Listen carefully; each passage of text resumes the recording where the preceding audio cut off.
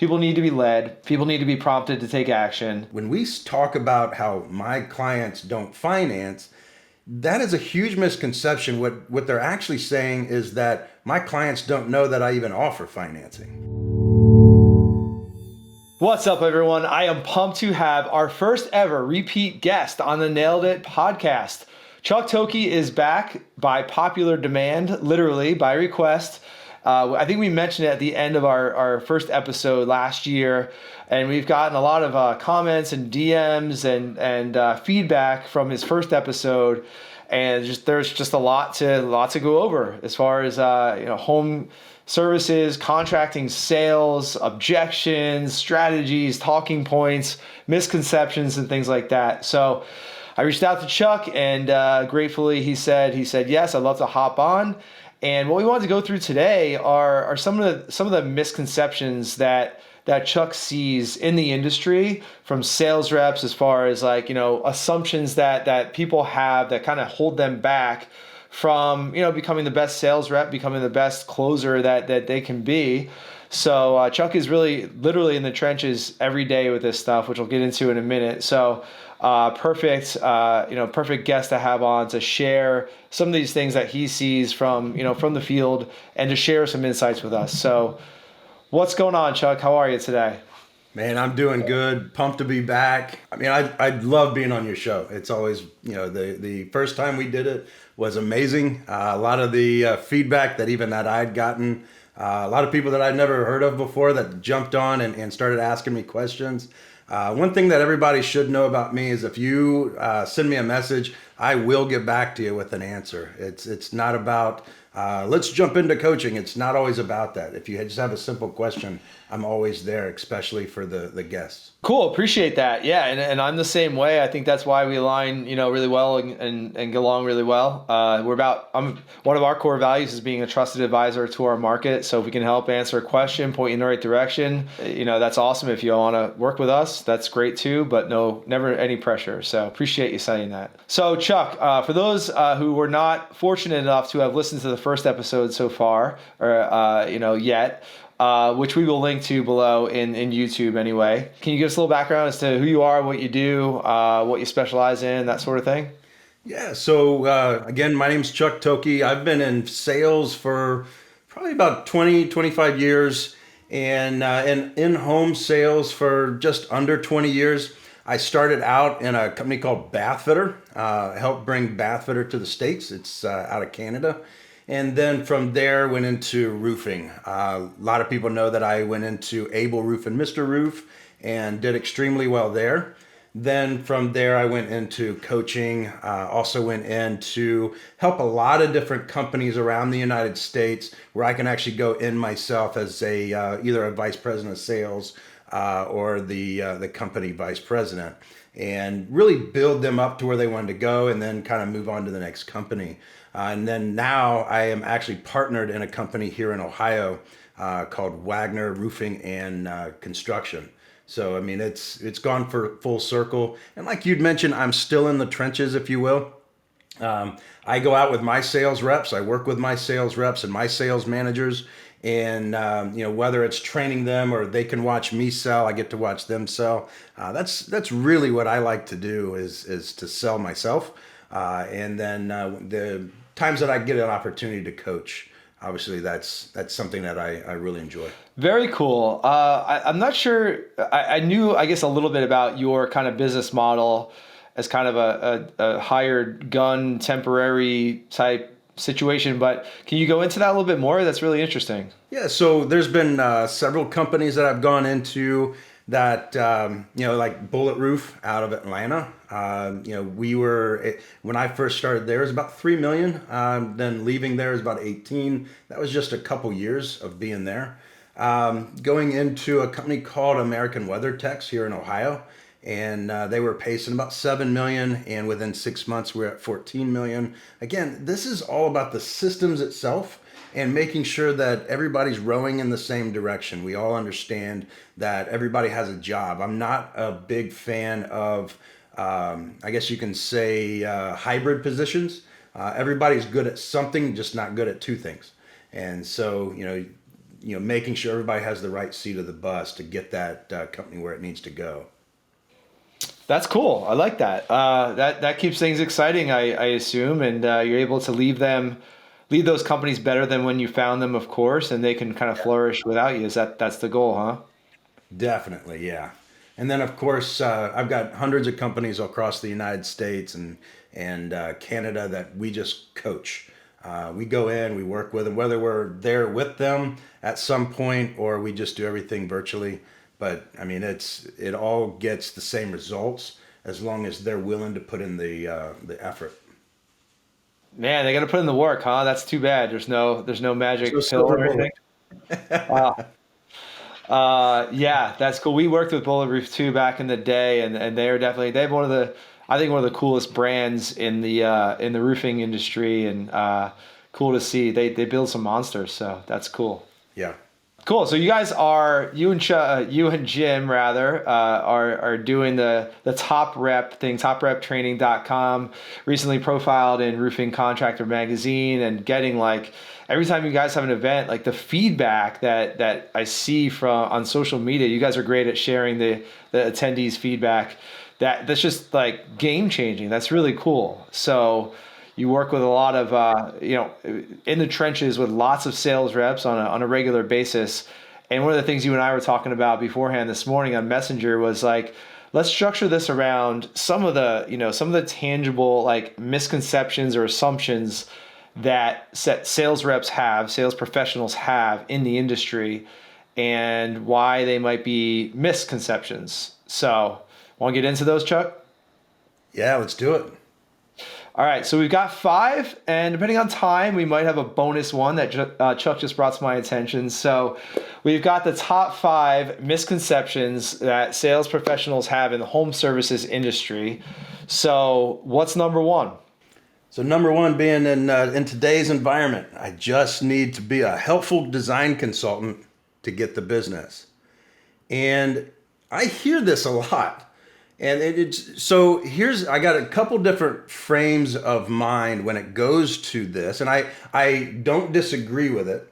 But the reason why I say it's a misconception is because of the fact that when people just want to be a helpful design consultant, they lose the salesmanship of who they are and why they're there.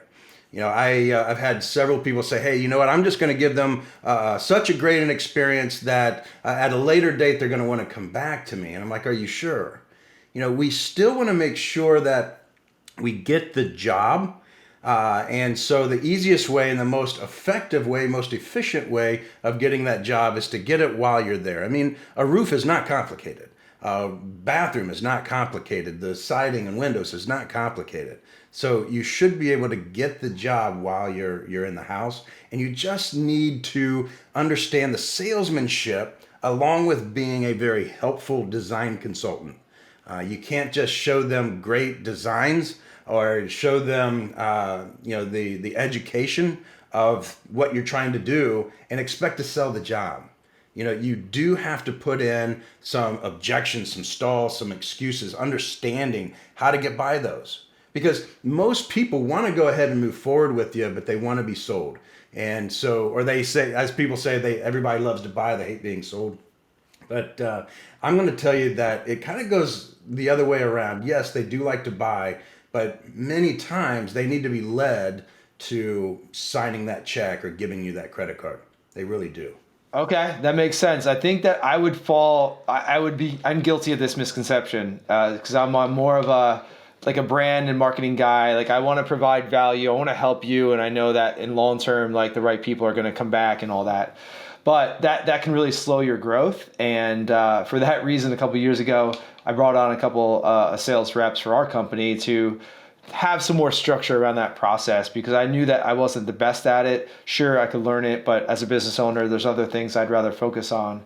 But that's been a game changer for us, because you're absolutely right. Like people need to be led. People need to be prompted to take action. And it's like, what's that saying? Like we're all just more comfortable staying where we're at, and it's discomfort. Even if we do have a problem that needs to be solved, we still need to be like prompted to take that action, right? Right.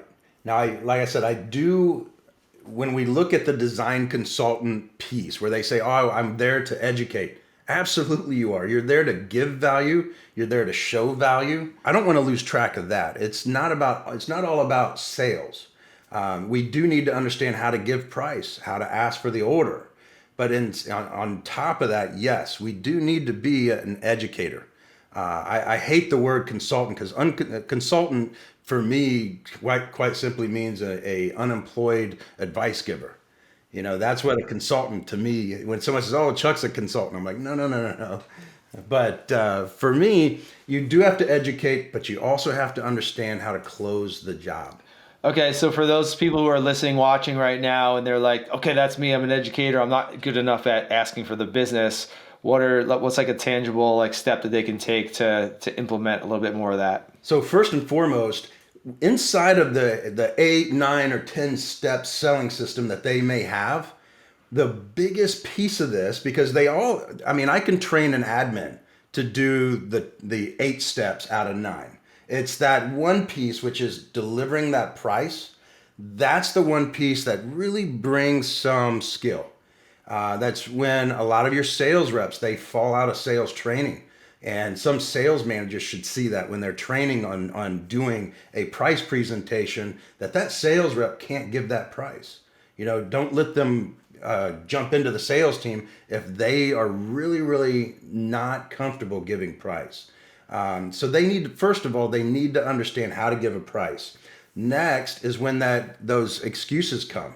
So I like to give a retail price, then a 30-day price. And inside that 30-day price is when we talk about, and it sounds kind of weird, but we call it flushing the toilet, which means all this stalls, I need to think about it. I need to get 3 estimates. I need to talk to my dad, my brother, whatever, any of that. Or even the actual objection, which is your price is too much. I can't afford it. It's not a good time right now. Your competitor is cheaper.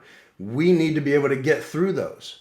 But 99% of sales reps that are out there don't know how to do this.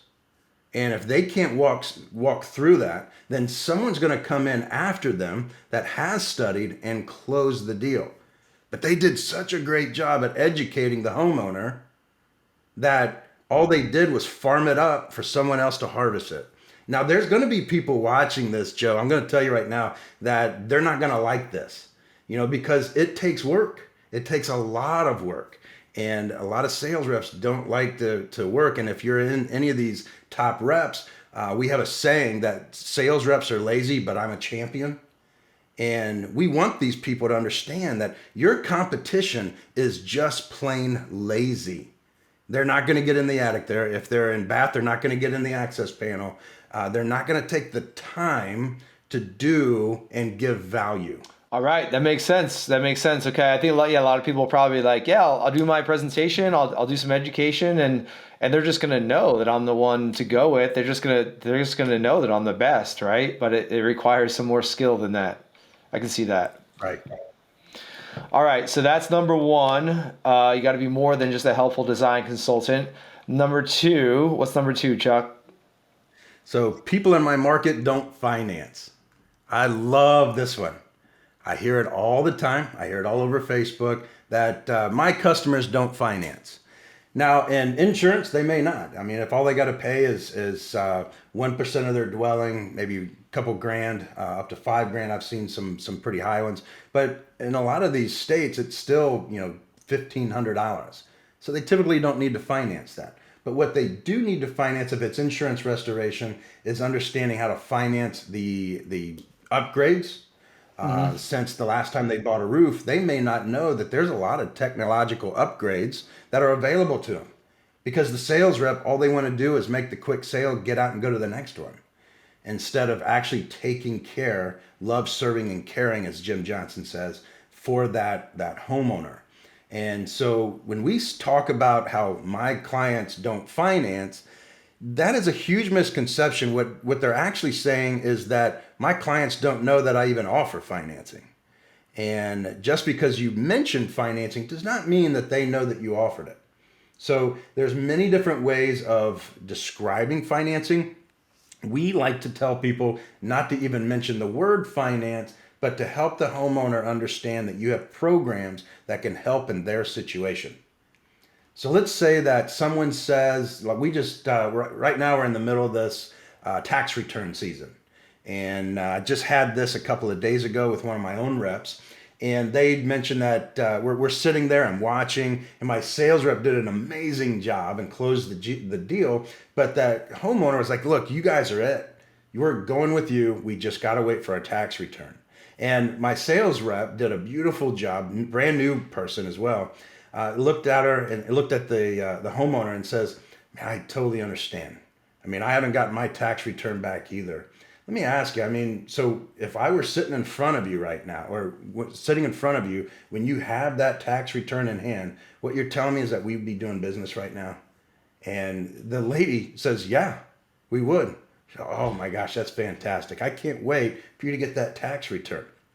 They gave a little bit of a pause, and she came back and she says, "So let me ask, if I could go ahead and get the job done now, you can check off that to-do box, and I don't need anything from you until you get that tax return. Is that of interest to you?" And the lady sat there and stared at her and says, "Well, yeah. How would you guys do that? Would you guys be willing to do that?" She goes, "Yeah, we have a program in which we can do just that. That we can go ahead and get it done now. And not only when you get that tax return, but I'm going to give you another 6 months after that, so that this is a job, or this is a project that you are very comfortable with, and with the investment." And so it was a very easy sale at that point. But most sales reps don't understand how to make it that easy. I've done this myself in the house. I've done a lot of selling through financing, and you probably saw the Facebook post of Doris Largent saying that, "Oh, Chuck looks like a magician in the house." It's like, no, it has nothing to do with that. I'm just using the system. I love that. That's a humble leader when you're giving. That's the second time so far you've given credit to the system. So that's cool. Is that one of those? Is that because people have like some connotation of some sort of connotation of financing? Like that's not for me, or that's not something I do. Like, is that why you kind of don't use that word, or what? Financing over the years have gotten a bad name. It's, oh, I'm going to spend more money in interest, or so we just talk about how we have a program that fits this situation. We've had many people that are trying to get another loan through their bank or whatever, and we talk about a gap loan, which is nothing more than same as cash financing. Right. So we can go ahead and get them approved for same as cash financing, get everything done, and once you get that loan through your bank, just go ahead and pay that off. Everything's fine. Now, yeah, we have to pay for that, but I'm going to tell you that if we waited, most likely someone else would come in when they're closing on that loan, or getting that tax return, and they just happen to be in the right place at the right time, and they're getting it instead of me. So it's okay that most of the time we raise our price a little bit to accommodate homeowners.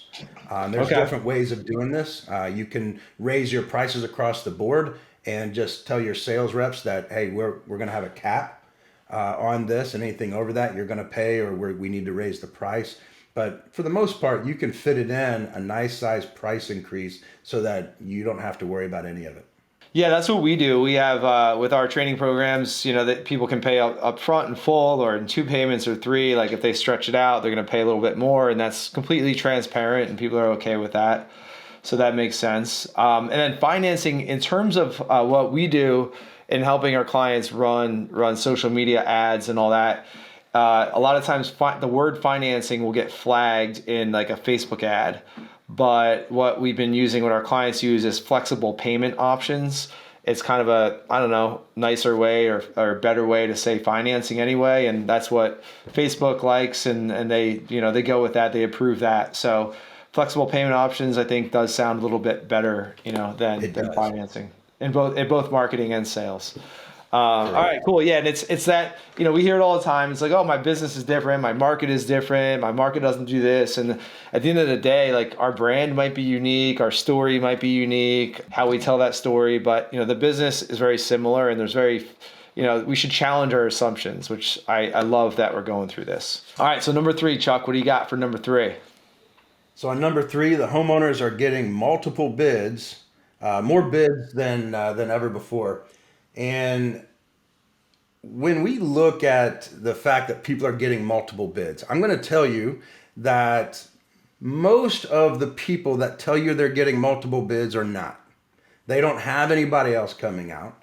They may have had one person before you, who knows? But when they say, "Oh, we've got 3 other people coming out," and when they say, "Oh, it's none of your business," when you ask, and if you decide to ask, we don't ask.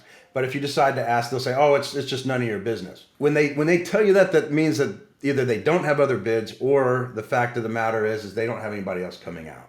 And so don't get hung up on the fact that they have other people coming. It doesn't really matter, to tell you the truth. In the end, you want to find out up front, by asking them, have you looked into this type of technology before? Like, "Oh yeah, we've had 3 other people out." Well, there's your answer, which is nice. When they do say that they've had, 2 or 3 people already out, then they already have a sampling, and that going into it. So that at the end, when they tell you that, "Oh, we have some other people coming out," say, "Well, let me ask you, it looks like you've already had some bids. And so were you happy with these other bids? I'm not asking for the pricing, but were you happy with these other bids?" And they may lie to you. I mean, buyers are liars, but I mean, if you've ever met a negotiator that always told you the truth, they wouldn't be much of a negotiator. But, they're just trying to get you out of the house. That's it. And sometimes it's okay. And say, "Hey, I understand. Let me ask you, if I were able to give you a couple of minutes, because I got to go out and get some pictures." This is called a porch light close. This is something that is probably in play 10 years before I ever came. And so, if I got to take a couple pictures, let me take about 5-10 minutes to do that. Would that give you guys enough time to talk about this? And if they say yes, then it's over. If they say, "No, it's going to take us a lot longer, we still have some other people coming out," say, "Okay." Then you're going to go through the "I need to get 3 estimates." And that starts with, "I totally understand. You always concede." So, and then you jump into the fact, so when you get these other estimates, and let's say you put them all on the table, what criteria are you going to use to pick which contractor you're going to go with? Now, most people say price. It happens. So you're going to ask them, so is price the only thing that you're concerned with? That you are not concerned with the quality at all? "Oh no, I mean, we want a good product." So is it fair to say that it's value more than it is price? Yeah. Okay, great. And if we happen to have the value that you're looking for, I mean, do you see Contractor Dynamics as a company that you can trust to do this? Oh, of course. So again, you're going to take them back down that road again, and then we're going to close them.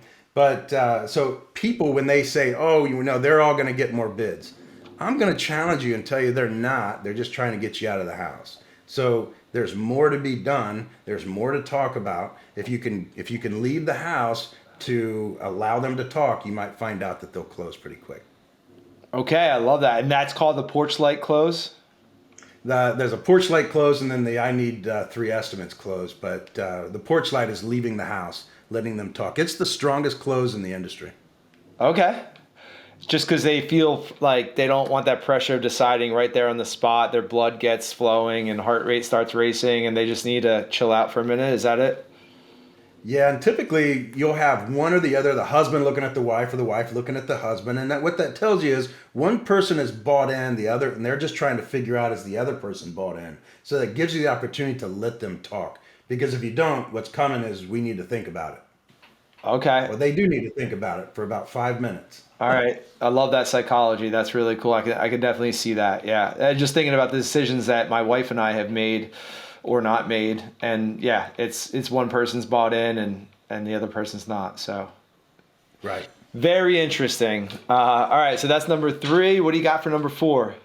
So for number 4, you need to ask for the business 5 times to get the job. This is one of the biggest misconceptions. And I'm going to tell you why most trainers tell you that you need to ask for the job more, at 5 times. Because what they're really trying to do is to get you to ask twice. Okay. They think that, hey, I got to make an impact here. So I'm going to tell them that they need to ask for the business 5 times. Now, I'm going to tell you that 90% of the business that is closed in the United States and Canada was closed on the first time they asked. Ooh. They just had to walk them through. I stood up in front of a very large group and I asked them, I says, how much of you are able to close a job the first time you ask? And just about every hand went up. I says, how many times do you guys actually have to get to 5? And I had one hand go up, and I think that was only because, he just heard it somewhere that he had to ask 5 times. And so it's not about asking it's not about how many times you have to ask. It's, have you done enough in the house? So it's not about saying, oh, I better ask for the order 5 times. All right, that makes sense. I'm thinking of my kids when they just want something and they'll just ask 5 or 10 or 15 times in a row, and after the 15th time, they're like, yeah, whatever, I don't care. Like, eat the ice cream, whatever.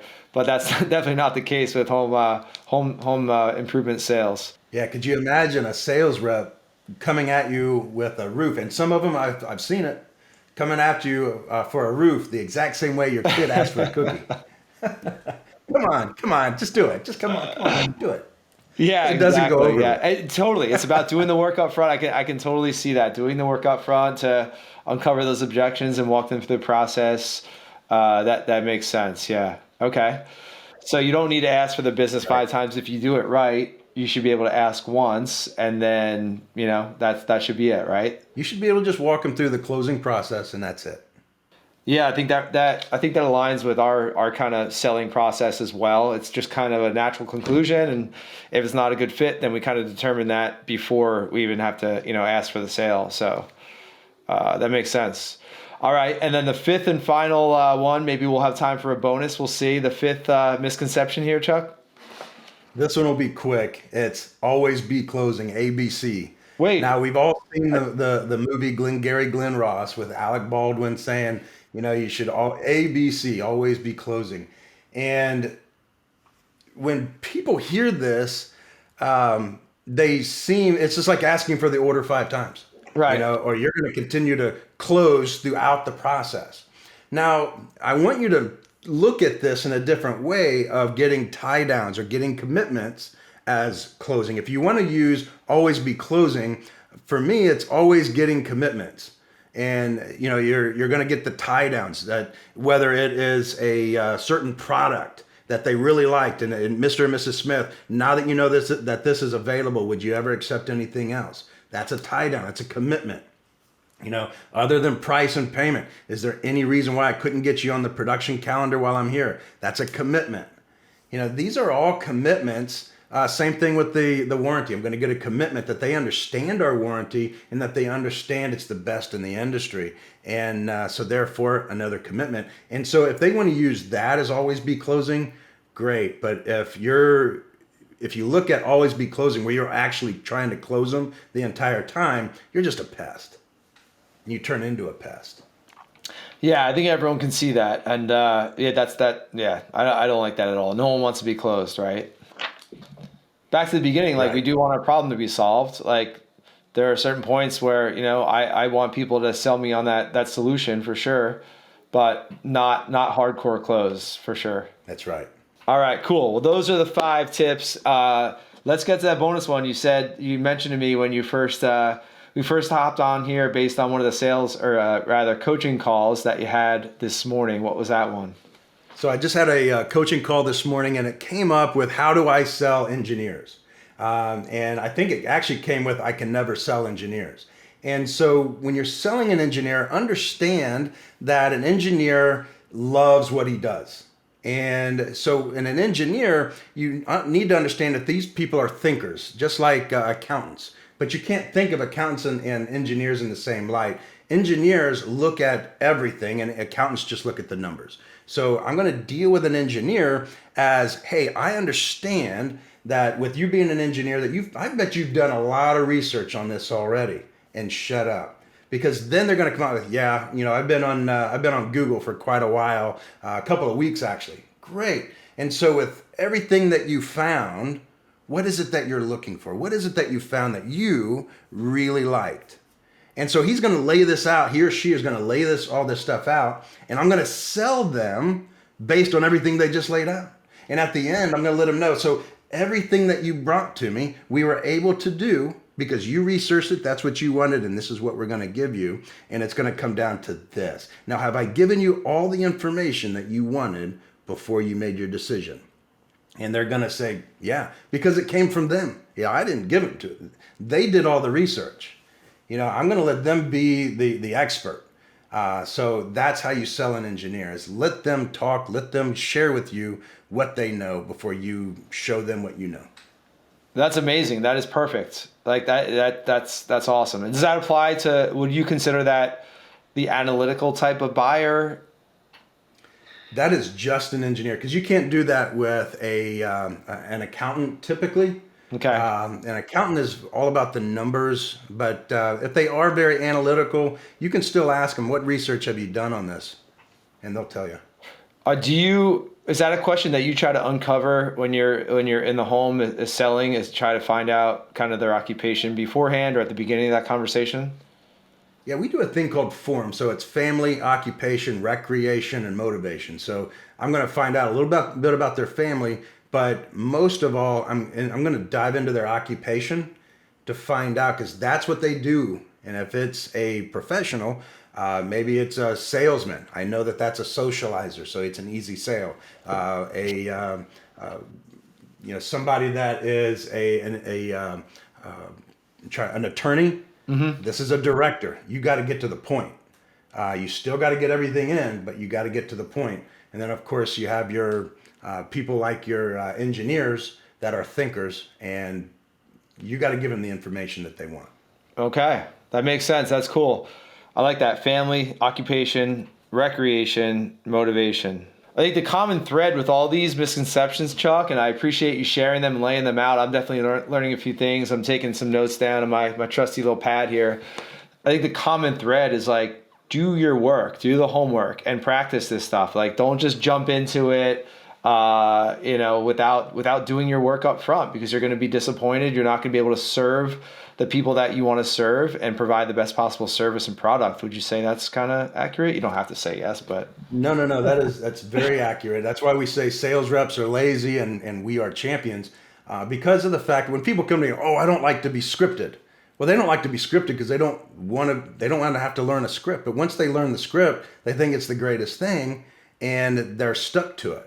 And so, people don't like to do the work inside of our industry. Once they find that other people have done the work and these people are running circles around them, then all of a sudden they're only doing it because of this, or doing it because they did the work. All right, no excuses. I love it. Champions do the work. These are awesome. I know we breezed through these kind of quickly. There's a whole bunch to unpack in each one of these misconceptions, I'm sure. So if people are watching this, listening to this, I'm sure they're taking notes. If they want to learn more about how to get some more tidbits and knowledge from Chuck, what's the best place for them to find you or find more information or training and all that good stuff? Best place to find me is on Facebook. You can look up my fan page of just Chuck Thokey, but you can also look up Top Rep inside of Facebook and then get involved with Top Rep. These companies that have gotten involved with Top Rep, like Eldridge, they have compounded where they're at. They're out of Houston and just exploded. One of their sales reps is Anson, and Anson started last year at our event. That's when he started his sales career. And it was 5 months later, he had sold 1.4 million and then ended the year at 2.4 million. So, just using the information that he had learned. And we've got story after story after story just like that. Great testimony. And yeah, definitely follow Chuck on the socials. One of the few guys that posts probably more than me. So good work on being consistent with that and posting good, valuable stuff. So definitely appreciate you and what you provide to the industry. And I definitely learned from you as well. So thanks so much for being on, Chuck. I really appreciate you taking the time. I know you're a busy guy. You got a lot going on, but it's definitely going to be some valuable content for the audience. Thanks so much, Joe.